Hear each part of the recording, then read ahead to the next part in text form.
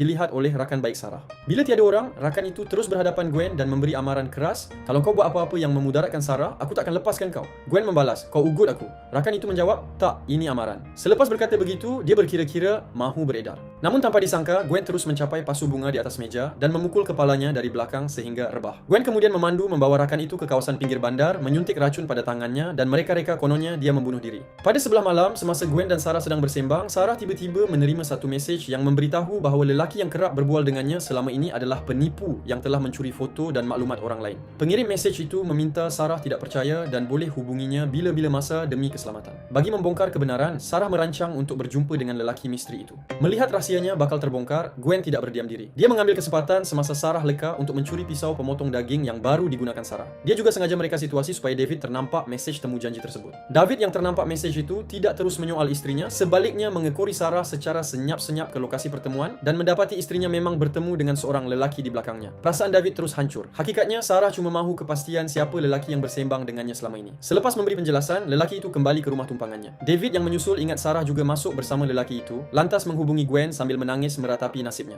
Gwen memujuknya supaya bersabar dan berjanji akan mencari jalan keluar malam nanti.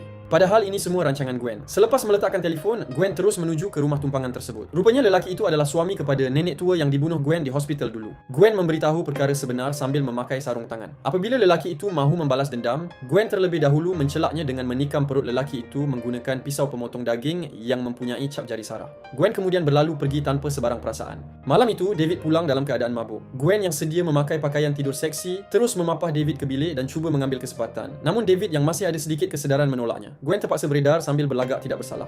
Keesokan harinya, Sarah terbangun dalam keadaan sangat kelesuan akibat kesan racun. Apabila mendapati keluarganya sudah keluar, dia ternampak cawan teh penenang beserta nota yang ditinggalkan. Gaya tulisan pada nota itu rupa-rupanya sama dengan cara perbualan lelaki misteri di telefonnya. Curiga dengan hal itu, Sarah membuang baki teh dan mendapati ada sisa racun di dalamnya. Dia kemudian memeriksa bilik Gwen dan menemui buku panduan penggunaan racun serta longgokan ubat terlarang di bawah katil. Tiba-tiba Gwen pulang. Untuk mengelakkan syak wasangka, Sarah berpura-pura meminum teh baru yang dibancuh Gwen. Sebaik sahaja Gwen membawa anaknya keluar, Sarah merakam bukti di bilik Gwen dan menghubungi David untuk membuat laporan polis. Namun, semasa hendak keluar, Sarah terserempak dengan Gwen yang baru kembali. Gwen mengugut akan mencederakan anak Sarah jika dia tidak menurut perintah. Demi keselamatan anaknya, Sarah mengikut Gwen hingga dibawa ke sebuah rumah lama yang terpencil. Menyedari dirinya terperangkap dan anaknya tiada di situ, berlaku pergelutan sengit antara Sarah dan Gwen. Saat Gwen cuba mencekiknya, Sarah berjaya mencapai kuali di sebelah dan memukul Gwen sehingga terbaring lalu melarikan diri dengan kereta. Akhirnya Gwen